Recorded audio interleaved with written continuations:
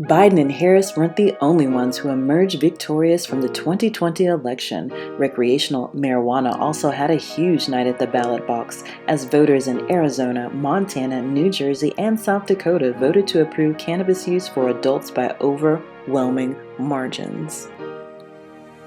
In today's video, we'll discuss why moms are choosing to smoke during pregnancy. We'll address the impact of marijuana use while trying to conceive during pregnancy and breastfeeding, and we'll answer your questions about what happens if you just pump and dump. Let's get into it.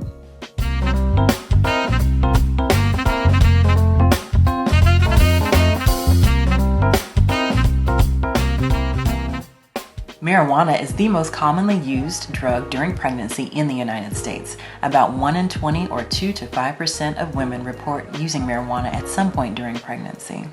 A growing number of women view it as a safe, natural alternative to treat conditions such as nausea and vomiting of pregnancy.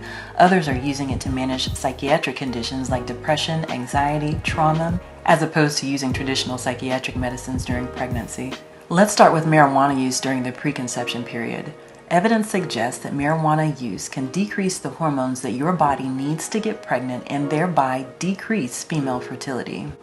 Studies suggest that marijuana use can actually alter the hypothalamic pituitary ovarian axis, thereby causing a decrease in the hormones estrogen and progesterone, the two hormones that help regulate fertility and subsequently lead to anovulatory cycles.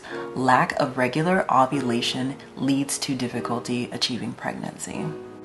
From the male perspective, heavy, consistent use has also been shown to lead to a decrease in sperm count. When it comes to a miscarriage, there are no human studies connecting the use of marijuana to increased chances of miscarriage. However, when you look at animal models, studies do suggest use during early pregnancy has been associated with an increased risk in miscarriage. Folic acid, which is vitamin B9, is essential to embryonic development and cannot be made by our bodies, which is why we encourage you to take folic acid supplementation during pregnancy. THC, which is the active metabolite in marijuana, decreases concentrations of folic acid in the body. Low levels of folic acid can lead to an increased risk of miscarriage, neural tube defects, which is a problem with the formation of the brain, spine, or spinal column, and low birth weight. Studies have also shown a role for decreased fallopian tube motility with marijuana use, which suggests a possible role that associates marijuana use with increased risk for ectopic pregnancy. Additionally, studies have also shown decreased uterine receptivity of a developing embryo in the presence of marijuana use. This may indicate an issue related to implantation. Okay, let's move on to what we know about marijuana use during pregnancy. Studies suggest that regular use may disrupt normal brain development and function. This has been shown to manifest as impaired cognition and increased sensitivity to drugs of abuse. Studies have shown that children exposed during pregnancy had lower test scores on visual motor coordination, visual problem solving, and visual analysis. Prenatal exposure has also been associated with decreased attention span and behavior problems. Studies do not consistently show a link between use and birth defects. A small subset of studies have shown a modest increased risk in stillbirth. Several studies have shown an increased risk, particularly among heavy users and low birth weight. No studies have shown a consistent link between use and preterm birth. Now let's move on to marijuana use while breastfeeding. Studies evaluating the effects on infants during lactation and breastfeeding are insufficient. Because the potential risk of exposure during lactation and breastfeeding is unknown, use is discouraged. Marijuana smoke contains many of the same respiratory disease-causing and cancer-causing toxins as tobacco smoke, sometimes in higher concentrations. Limited studies suggest the active metabolites appear in breast milk. Good studies on the subject are difficult to obtain because of the presence of simultaneous use of other drugs, as well as the influence of other socioeconomic factors. Which brings us to the next question, which is why can't you just pump and dump?